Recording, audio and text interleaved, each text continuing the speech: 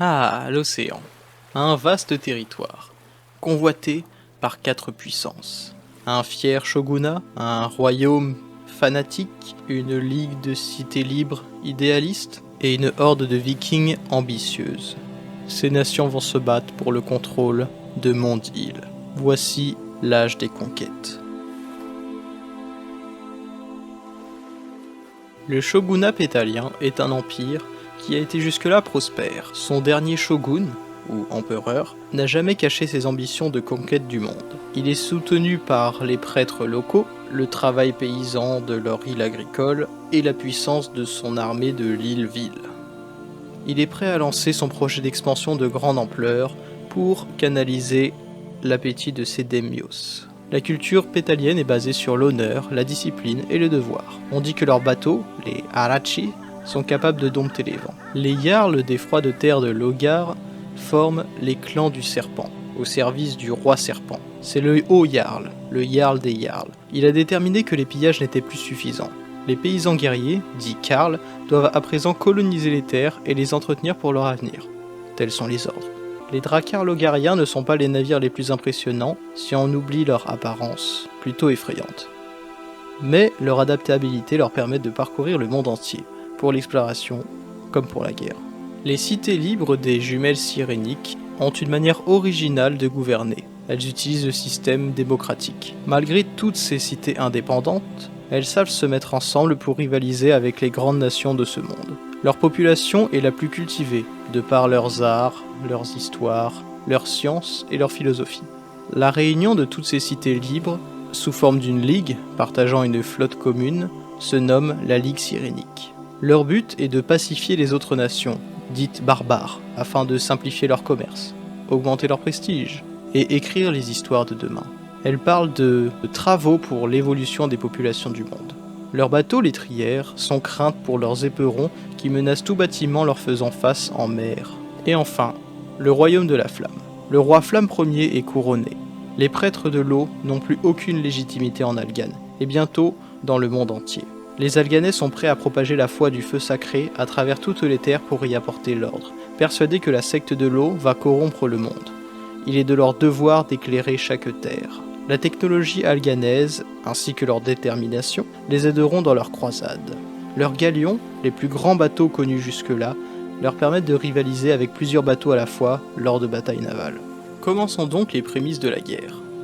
Les trois pétales commencèrent à s'emparer de Lé, une île réputée pour ses histoires mystiques, à base d'esprit.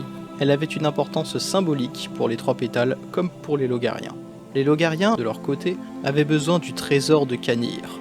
On raconte que sur cette île mystérieuse, dépourvue de ses anciens habitants, se trouvaient des armes. Les Logariens en manquaient cruellement.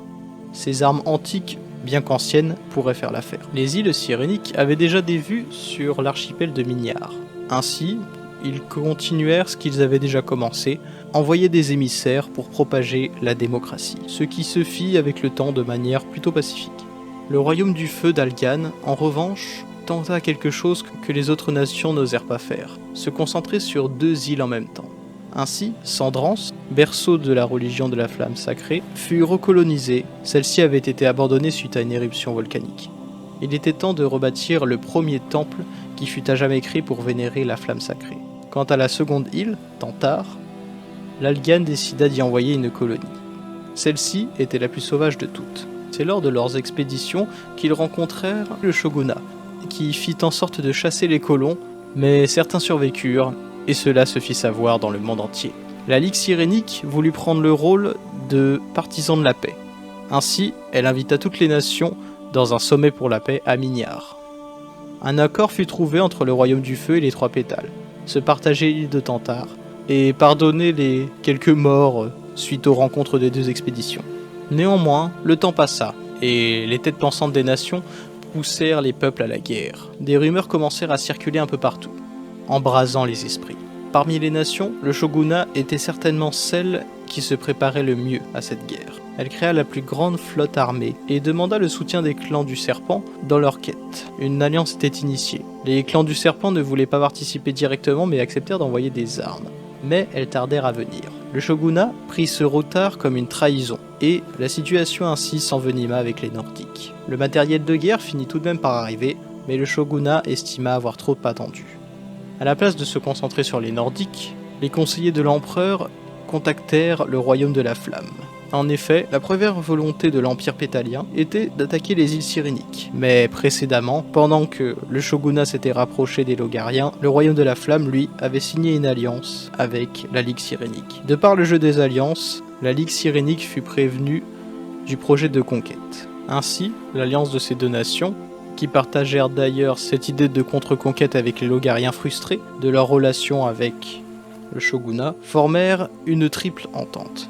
Ainsi débuta la guerre de l'âge des conquêtes. La Ligue Cyrénique, la Flamme et les clans du Serpent attaquèrent les positions du shogunat. Cela n'empêcha pas ce dernier de mettre à exécution son plan de conquête. La capitale pétalienne fut prise par les Cyréniques, tandis que la Flamme en profita pour récupérer la partie de Tantare manquante, celle qui avait été divisée lors du sommet pour la paix. L'empereur pétalien fut capturé en pleine mer par les Cyréniques alors qu'il fuyait la capitale, mais ses sujets refusèrent de se rendre. La situation sur les trois pétales était délicate, car même si l'île était censée être occupée, le peuple restait déterminé à se révolter, peu importe la répression. La flotte de conquête du shogunat prit Mignard. En réponse à l'accusation de trahison du shogunat, les Logariens dont l'honneur avait été bafoué tentèrent de prendre le lait. Cependant, le shogunat semblait avoir prévu le coup car il avait fortifié toute l'île. De plus, l'envoi des armes, de par la précédente entente de Logar vers les trois pétales, ne fut pas à l'avantage des Logariens. Malgré les deux défaites pour l'Empire pétalien, sa flotte restait la plus puissante, même à Patrie, et ainsi elle continue de menacer. Le royaume de la Flamme décida de fortifier toutes ces îles pour résister aux potentielles attaques. La Ligue, elle, entama la reconquête de son archipel Mignard alors que la flotte de conquête repartait. Quant au clan du Serpent, même sous-équipé, presque sans armée, mais plein de rage, ils retentèrent une attaque sur Lé, en jetant leur dernière force.